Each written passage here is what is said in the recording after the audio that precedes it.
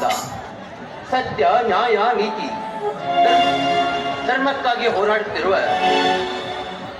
ನಿಷ್ಠಾವಂತರಿಗೆ ನಮ್ಮ ಗ್ರಾಮದಲ್ಲಿ ಕೆಲ ಜನರು ಕುಟಿಲ ಕಾಲಸ್ಥಾನವನ್ನು ನಡೆಸಿ ರೋಡಿಗೂಂಡಗಳು ಭ್ರಷ್ಟರಾಗಿ ಬದುಕುತ್ತಿದ್ದಾರೆ.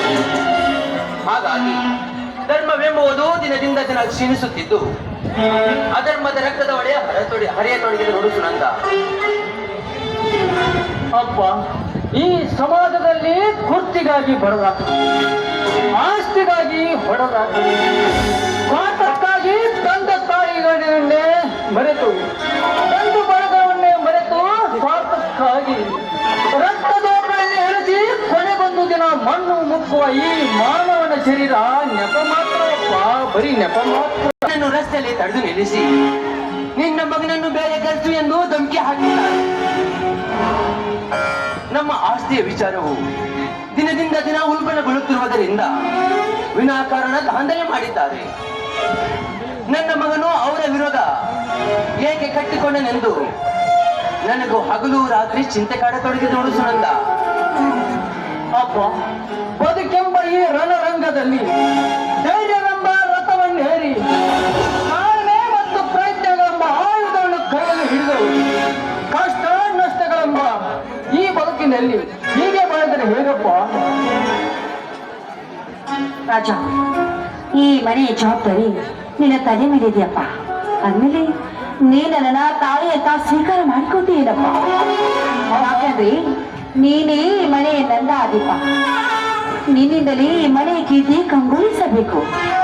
ನಿನ್ನಿಂದ ಈ ಮನೆ ತಾಯಿಗೆ ನಿನ್ನ ತಮ್ಮ ಯುವರಾಜನೆಂದರೆ ಪಂಚಪ್ರಾಣ ಕಣಪ್ಪ. ನಿನ್ನ ನಡೆ ನುಡಿ ಬಗ್ಗೆ ಇರುವ ಲವಲವಿಕೆಯನ್ನು ನನ್ನ ಎದುರು ಪ್ರಶಂಸುತ್ತಿರುವಾಗ ಕೇಳಿರುವೆ.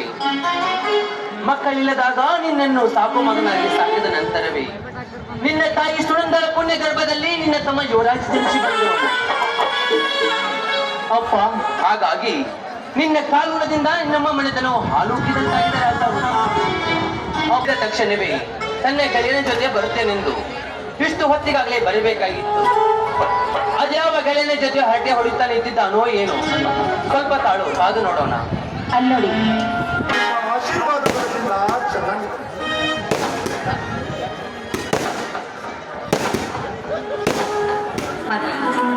ನಿಜಕ್ಕೂ ನಿನ್ನಂತ ಮಗನ ಪರಿಚಯ ನಾವೇ ಪುಣ್ಯವಂತರು.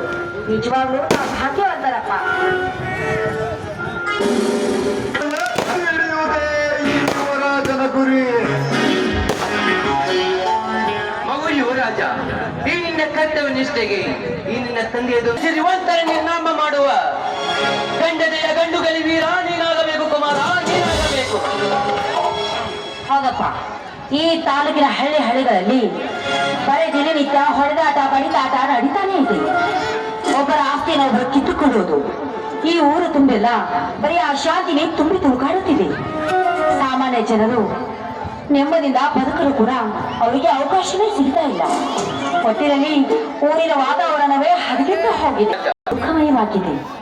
ಪ್ರೀತಿಯ ಜನವನ್ನು ಬಿತ್ತಿ ದ್ವೇಷವನ್ನು ನಾವು ಗಟ್ಟಿದಾಗಲೇ ಅದರಲ್ಲಿ